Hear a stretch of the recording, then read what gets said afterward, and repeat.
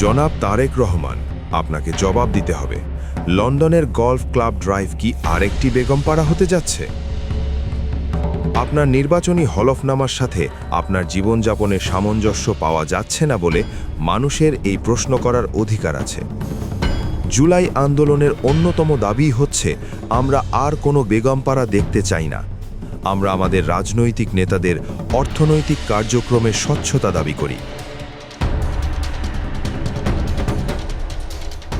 আপনি দীর্ঘ ১৭ বছর লন্ডনে নির্বাসনে ছিলেন। আমরা আপনাকে মাজলুম হিসেবেই দেখেছি, কিন্তু এই সহানুভূতি স্বচ্ছতার প্রশ্নকে বাতিল করে না।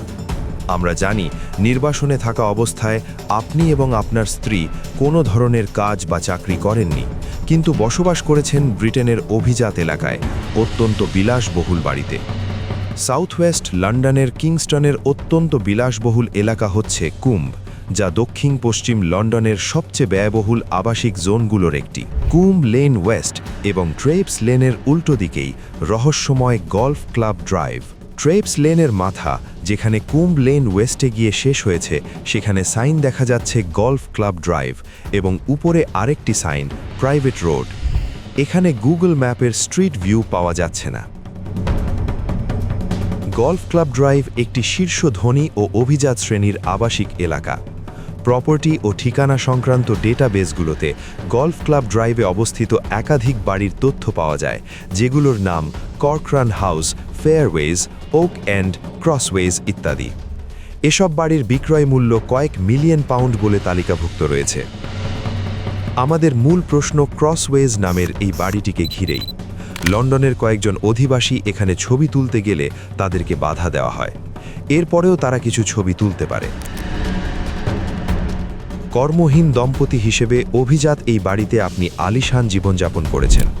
আপনার হলফনামায় যে আয়ের উল্লেখ আছে তা দিয়ে এই বাড়ি কেনা অথবা ভাড়া দেওয়া সম্ভব নয়।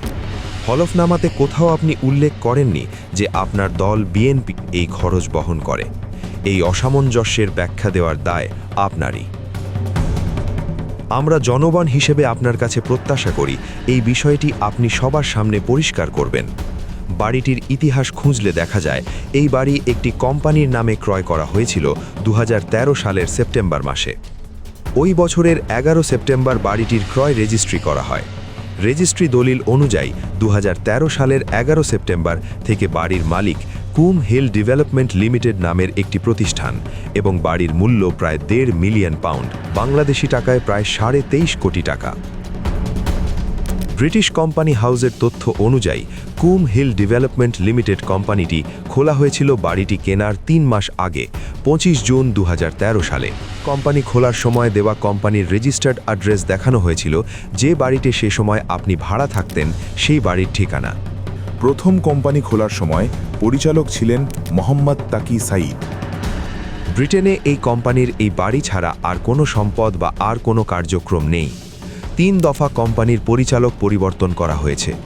২১ ফেব্রুয়ারি ২০২১ সালে নতুন পরিচালক হিসেবে নিয়োগ পান আপনার অত্যন্ত ঘনিষ্ঠ এবং আপনার আইন উপদেষ্টা AKM কামরুজ্জামান। ব্রিটেনে আইন পেশায় নিয়োজিত এই কামরুজ্জামানকে আপনি দিনাজপুর ৫ আসন থেকে মনোনয়ন দিয়েছেন। দলিলপত্র অনুযায়ী আপাতত বোঝা যাচ্ছে এই বাড়ির মালিক AKM কামরুজ্জামান।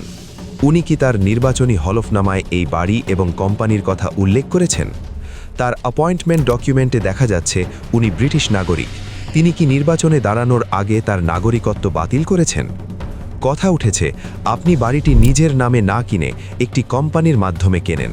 প্রথমে যাদের মাধ্যমে দুবাই থেকে অর্থ আনা হয় তাদেরকেই পরিচালক হিসেবে দেখানো হয়। কর্মহীন অবস্থায় এত বড় অঙ্কের অর্থের উৎস নিয়ে ব্রিটিশ সরকারের প্রশ্ন উঠতে পারে, এই আশঙ্কায় কি এর কারণ? যদি ধরে নেওয়া হয় এই বাড়িতে আপনি ভাড়া থাকতেন, তাহলে এর ভাড়া কত হতে পারে সেটা আমরা দেখে নিতে পারি। সাধারণত ব্রিটেনে কিছুই গোপন নয়। বিভিন্ন প্রতিষ্ঠানের মাধ্যমে অনলাইনে ভাড়া এবং মূল্য যাচাই করা যায়। এমনই একটি প্রতিষ্ঠান হচ্ছে জুপলা। এই জুপলায় সার্চ করলে দেখা যায় এই এলাকায় মাসে ১০,০০০ পাউন্ডের নিচে কোনো বাড়ি ভাড়া নেই। তার মানে সর্বনিম্ন ভাড়া ধরলেও এই বাড়ির ভাড়া ছিল মাসে ১৬ লাখ টাকা। একটি কর্মহীন পরিবার মাসে ১৬ লাখ টাকা শুধু বাড়ি ভাড়া এবং অন্যান্য খরচ কিভাবে মেটাতেন সেটা স্পষ্ট নয়। আপনার দল থেকে ভাড়া বাবদ এই টাকা পেতেন তাও আপনার হলফনামায় উল্লেখ নেই। আপনার দল নির্বাচন কমিশনে বার্ষিক খরচ 2 কোটি টাকার মতো রিপোর্ট করেছে। তাহলে এই 2 কোটি টাকা তো বছরে আপনার বাড়ি ভাড়া দিতেই শেষ হয়ে যাওয়ার কথা। তাহলে দলের অন্যান্য খরচ কি করে মিটত?